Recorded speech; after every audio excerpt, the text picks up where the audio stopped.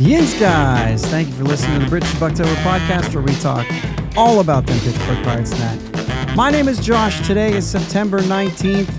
Happy Talk Like a Pirates Day, me hearties. One day off and I'm already going crazy.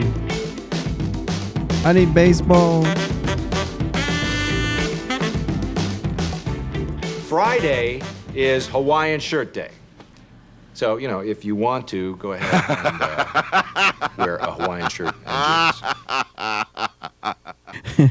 Good morning to everybody who listens in the morning. Yeah, it is a good morning there, little man. Good afternoon and evening to everybody else.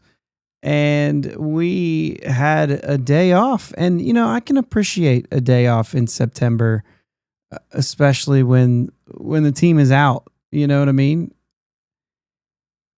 But tonight I sat down, I turned on the TV, and I got to thinking that we already had our day off. And I was, whatever. I that's the thing about like having that early day game before a day off. So it was like we already had last night off. Now we got another night that we don't get to watch baseball. It's fine. I did get a chance to watch the Altoona Curve, and they lost. We'll talk about that here in a little bit. But I'm going to talk a little off the Pirates for a little bit of this show today. It's Friday, you know what I mean? I'm just trying to get... I think that every once in a while, I'm a big baseball fan, not just a Pirates fan, and every once in a while there's something that pops up that I think is kind of worth it. And what a better time than now, the end of the year, we're going to start talking about some of the playoff races and things like that. But today, Clayton Kershaw is retiring this year. He makes his final regular season start tonight. Late tonight, but tonight. I don't know how big a baseball fans you are. To me, this is a big deal for probably a lot of fans, though, regardless of how you feel about who the Dodgers are now. I remember Kershaw coming up. I was not even that young. Like, this is the part where you start to feel old. When you remember in your mid to late 20s, these guys breaking into the league, and you're already done past all that you're going to do and into life and everything. And big baseball fan. Pirates hadn't been relevant in some time. So despite being a Pirates fan, I watched a lot of the league at that time. 2008 Dodgers. The last team Greg Maddux ever played for was that 2008 team when Kershaw made his debut. They traded for Maddux from the Padres that year. Maybe handing the baton sort of moment, if you will, in hindsight. But guys, this is the best left-handed pitcher of that generation, of his generation. Hands down, career 2.54 ERA. Just to remind you guys, if you're not paying attention, just listen to a couple of these numbers and think about this a little bit. 2.54 career ERA. His rookie season, he had a 4.26 in like 20 plus starts. He wouldn't have another ERA that started with even a 3 until 11 years later. And that was in the juiced 2019 season.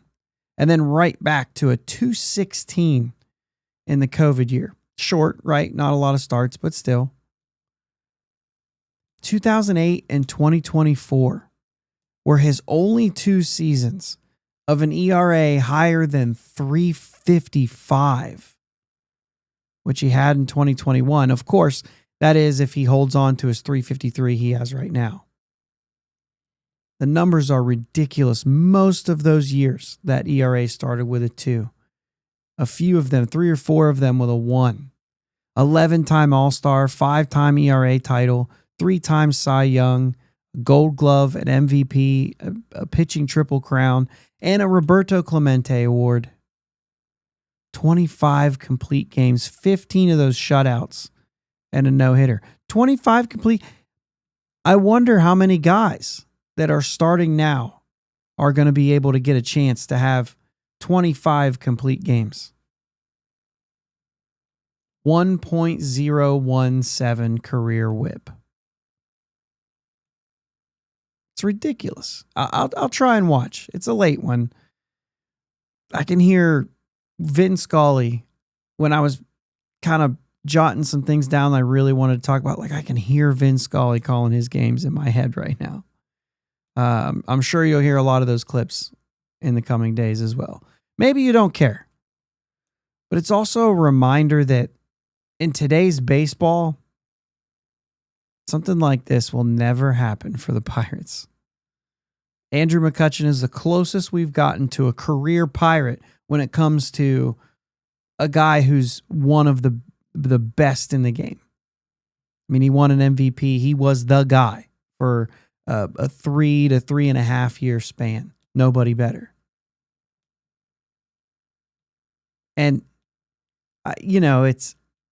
we're sitting here with Paul Skeens in our hands.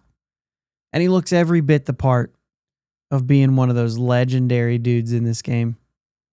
But he won't spend his whole career here. He can't. There's no way. Unless something crazy happens, there's no way the Pirates can even come close to retaining this guy and making him a lifelong Pirate. It just won't happen. And if they're not able to put a winning team on the field, even if financials change, he's going to go somewhere else. He has the right to do that. Maybe the Dodgers might be the only team that can do that. They were able to pay this dude from $31 to $35.5 million for 7 straight years. There's no reason to jump the gun, by the way, on trading Skeens. I know that's kind of a thing right now. There's no reason. But as fans, we need to enjoy him while we have him. Milano Rizzo made a statement on, I don't know if it was on Dodgers territory or foul territory, but I saw the graphic come up. The quote card, if you will. She made a quote that we take for granted seeing a guy like this pitch. And when I saw that, I immediately thought, no, I don't. You may take that for granted, Alana, but I don't. I've never seen Kershaw pitch and think that I was just watching another ball game. It's always been a thing. Like, oh, Kershaw. I saw him live. I remember watching Chad Kuhl make his major league debut. Kershaw pitched on the other side. It was a great game. Pirates won.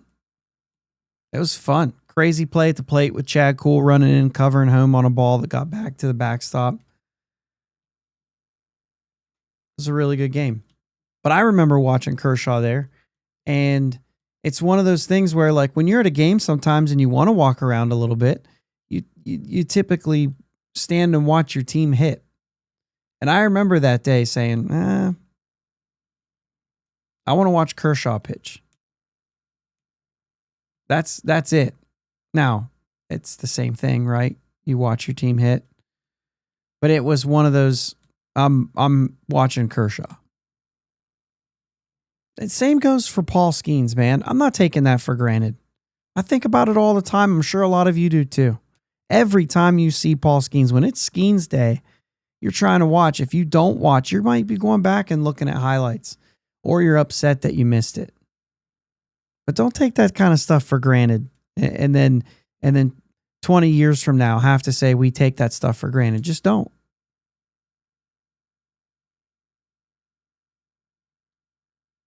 I was going to play a sound. I forgot which one I was going to play. Altoona Curve plays for the Southwest Division Championship tonight, or the AA Eastern League semifinals, however you want to say it. Series is tied at 1 apiece. I said I watched that game tonight. They lost to Erie. It's been a flip-flop series, or where the Curve got the best of them in game 1 and Erie kind of put it to them in game 2. So good game 3 that would be interesting to watch too. It's going to be on at the same time as the Pirates. So I don't know how many will tune in, but maybe I'll throw a couple screens up if I'm able to do that. If they win tonight, they will play the Binghamton Rumble Ponies. I think I said Binghamton Rumble Ponies from the Mets organization starting Sunday. It'll be another best of 3. That'll be the Eastern League Finals. There's nothing after that. So Altoona's kind of playing for something. Do we care? It's something to watch anyway. I won't get into that today. But yeah, I mean, it's at least fun to watch. You're getting an opportunity to see that team, which has a lot of really fun players, and getting to see what they're kind of made of in that scenario. Ultimately, it's about development, but if you can spin that, I mean, there's some interesting players in Altoona right now. Obviously, Connor Griffin leading the way. Something else that's interesting to watch. I'll kind of close out with this one. I'm really interested in this. The postseason race. The Houston Astros and Seattle Mariners are going to be playing a series this weekend in Houston, and they are deadlock tied for the AL West lead right now. 9 games left in the season. Like, this is a huge series. If one of them gets swept, it could mean they miss the postseason altogether. This is a big time series for Seattle and Houston. Go Seattle, right? But it's something, I'm not saying watch the games by all means, but maybe something to keep your eye on and check the scores and see how that's going, because that's a pretty good, it's a pretty interesting storyline there. Closest race there. The American League's kind of crazy right now. Mitch Keller goes tonight for the Buccos in Game 1 against the A's. Luis Severino, the hilarious signing of the offseason, starts against the Pirates. Do you guys remember that? Do you remember they signed this dude for $45 million with a player option for a third too to get an additional like $22 million out of this guy?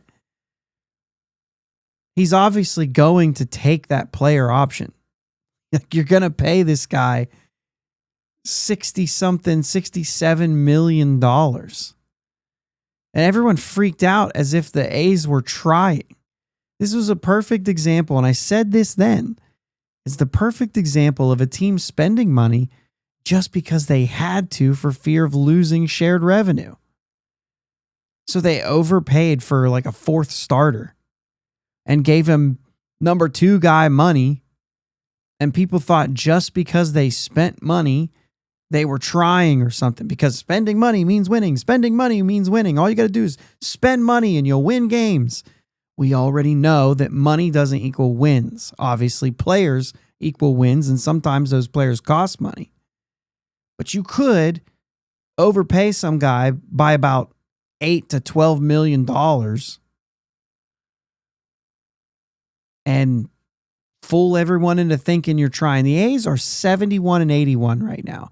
Severino's not even in their top 12 players in regards to WAR. He has a 4.82 ERA, and he leads the league in batters plunked. He was never, like, nobody thought he was a really good pitcher. This was just, we need to spend money. We need to throw it at somebody. Nobody wants to play for our team, so we're going to double this guy's salary and let him pitch for us. Meanwhile, Jacob Wilson, Nick Kurtz, Tyler Soderstrom, and Shea Langoliers combined, all 4 of them combined, are making around 15% of Severino's salary this season. They're trying. They're spending money. At least they're doing that. No, they're spending stupid money. And there's absolute proof pitching in Pittsburgh tonight. Aren't you glad it's Friday? Have a great weekend, guys. I see you on Sunday night on YouTube for the live show. That'd be great. Come say hi. Friday is Hawaiian shirt day. So, you know, if you want to, go ahead and wear a Hawaiian shirt and jeans. Let's go, Bucs. Thanks for listening to the Bridge to Buctober podcast. Subscribing to your platform of choice is the best way to be notified for new episodes. And now, new episodes every weekday. Remember, live shows with my dad and Uncle Jake are Sundays at 9 p.m. Subscribe to the YouTube channel and join them in the live chat every Sunday. Follow them on Twitter, Facebook, and Instagram at Bridge2 Buctober. Clear the deck, cannonball coming, and let's go Bucs.